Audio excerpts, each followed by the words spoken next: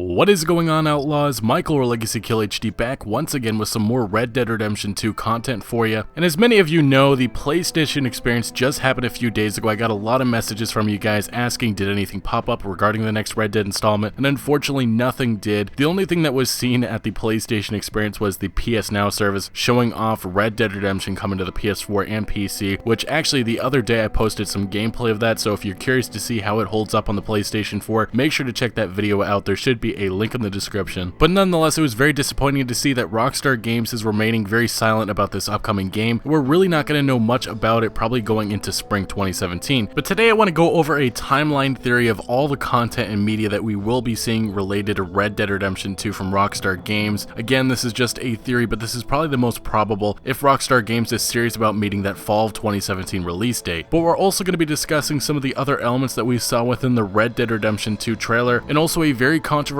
feature that a lot of people want to see included in RDR2. But if you enjoy the video, make sure to smack that like button and subscribe for a lot more additional Red Dead Redemption 2 content to come. Nonetheless, let's get started with this timeline theory. Just a few years ago on Christmas Eve of 2012, when Grand Theft Auto 5 was in development, Rockstar Games released a few images saying happy holidays to the fans, and that is more than likely our next possible chance of seeing some Red Dead Redemption 2 content. Now, I see a lot of people going around asking, are we going to see some more trailers? And I really don't think at this point we're going to be seeing a huge trailer on Christmas Eve. If anything, it's going to be a few screenshots showing off the progress, maybe showing off the open world, giving us a better idea of where we're going to be heading into. If anything, it'll be like a little tease once again. Now, past that, we'll move to January through March. I believe Rockstar Games, if they do show anything on Christmas Eve, it'll probably be a hiatus once again from them. It may be a month or two, but the next big thing more than likely could be a Game Informer article, giving us some insight about the game, something that they did with Grand Theft Auto 5. And then following that, we're going to be moving into a territory where I think we're going to be seeing a lot of information from Rockstar Games. It seems to be with Grand Theft Auto 5 and Red Dead Redemption in the last 4 to 5 months, which is kind of something that's relevant with all Rockstar Games. They start to give out a lot of information, so if the game is going to be released in September or October, we probably should see an unloading of details about this next Red Dead game around April or May. What that's going to include is a little difficult to guess, but if I had to say, we're going to see a lot of details about the story, the plot, and what we're going to be doing within the game. I for sure think that we'll see our first story trailer by then. If we don't, that's when you want to get worried about the game and if it will actually hit that fall of 2017 release date, and that should be accompanied by a few weeks later our first gameplay showing off what it looks like. I don't think that they'll wait until E3 to show that off. If anything, that may be reserved for some online gameplay, possibly presented by Sony. But after May of 2017, we should be seeing a lot of continuous gameplay and trailers from Rockstar Games, and that should lead up to the release of this next Red Dead title. But being what Rockstar Games' reputation is, I'm sure around January or February, if we don't get anything from Rockstar Games, a lot of people are going to start getting worried about Red Dead Redemption 2. I really don't think anybody has anything to worry about until April or May. If we don't see anything from them around that time, that's when something's up and there's a reason why we haven't seen any new content. Either way, at this point, we're possibly around 9 or 10 months away from the release, so it's a long ways out. And from what I've seen from Rockstar Games' past titles, they like to release a lot of content and information about their games around 4 or 5 months out. Anyway, gang, let me hear your predictions and theories about when we could be seeing some new Red Dead Redemption 2 content. Now we're going to move on to the next part of this video. We're going to be going over things that people want to see included in the next Red Dead title, and the first thing is a little controversial, and that is racism. I've seen a lot of people having this on their wish list because they wanted to have a sense of realism, but surprisingly enough, when Red Dead Redemption 2 was announced, there was a lot of skeptics out there. One of those being Alex Krantz, who said, oh look, another Red Dead game, maybe this time they won't use the setting as an excuse to be horrifically racist and sexist.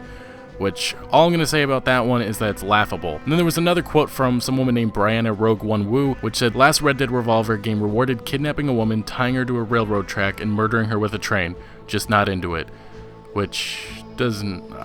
I'm not going to say what's wrong with that, we already know. But my point is, after playing Mafia 3, I actually felt they did a splendid job with that, and it seems to be with Red Dead Redemption, even though it wasn't a huge part of the game, it got vilified for it. And I really hope that they don't tone it back, because I feel like it's needed to be in the Western genre. You have to show it how it is. And there's going to be people like these two individuals that are going to be offended no matter what. Either way, I definitely hope they include it. I don't think that they need to throw it at our face like Mafia 3 did, but I definitely feel like it should be included in some ways, because it's important important to show how history was. And if the game is going to be taking place in the Louisiana area, there was a lot of racism that was going on down there, and I do not think Rockstar Games should shy away from it at all. Now to our next possible feature, we have territories. This was something that somebody tweeted at me a while ago. It was about Native Americans and possibly seeing some of the other districts within the game being controlled by a faction. And I actually really like this idea, but I don't think Rockstar Games will go down that road. Obviously, it won't be anything alike to how Mafia 3's district system was. If it is included in any way, we'll probably have certain Native American tribes controlling a certain area, and if there is a conflict of interest going on between the Native Americans and maybe the settlers, we could see some dispute over land. I think that would be interesting to see, but I don't think Rockstar Games is going to stretch too far into that. I think the most we'll see certain tribes in certain locations, and probably gangs in certain hideouts. And now to our last possible feature of the day, we have animals and how they work. Within Red Dead Redemption, they really didn't do too much. Occasionally, you would see certain animals come after you, but for the most part, they would just be there wandering around. But within the trailer for Red Dead Redemption 2, we saw some animal interactions. We saw an animal being eaten by another animal, we saw an animal hunting down another animal, and it makes me intrigued to see what Red Dead Redemption 2 will have to offer. What this may mean is a working ecosystem, which is really cool. Imagine riding on your horse and you see a bear eating a deer. I think that'd be awesome, and I think that Rockstar Games is going to be very innovative with the features that we see included in the game. And this doesn't necessarily go for animals, this could go for non-playable characters and the interactions that we have with them, because that was one of the best parts about Red Dead Redemption. Just imagine them expanding on that and seeing all the cool things that they could do with that. That's why I think that this game has a lot of potential to redefine gaming. But anyway, Outlaws, thank you so much for watching. Make sure to smack that like button if you did enjoy the video or found any informative value. Also, drop down in the comments. Let me hear your thoughts on the topics that we discussed today. And also, if you have not been over to my second channel, make sure to check out my Red Dead Redemption walkthrough series. There should be a link in the description. And subscribe for a lot more additional Red Dead Redemption 2 content to come. Remember, Outlaws to the end.